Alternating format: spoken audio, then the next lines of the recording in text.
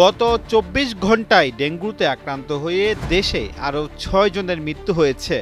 চলতি বছরে মোট মৃতের সংখ্যা বেড়ে দাঁড়িয়েছে ৩৪৯ জনে।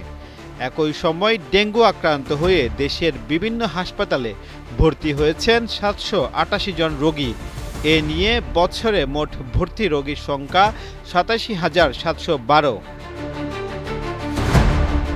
বুধবার স্বাস্থ্য অধিদপ্তরের হেলথ অ্যান্ড ইমার্জেন্সি অপারেশন সেন্টারের প্রতিবেদনে এসব তথ্য জানানো হয়েছে।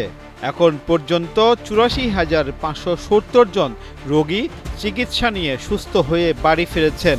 বর্তমানে হাসপাতালে চিকিৎসাধীন রোগীর সংখ্যা ৩,১৪২ জন। স্বাস্থ্য অধিদপ্তরের তথ্য অনুযায়ী চলতি বছরে এখন পর্যন্ত ডেঙ্গুতে মৃত্যু হয়েছে ৩৪৯ জনের। এর মধ্যে গত অক্টোবর মাসে মৃত্যু হয়েছে ৮০ জনের। এটি চলতি বছরে এক মাসে সর্বোচ্চ মৃত্যু। এদিকে নভেম্বর মাসে এখন পর্যন্ত ডেঙ্গুতে ৭১ জনের মৃত্যুর তথ্য জানালো স্বাস্থ্য অধিদপ্তর।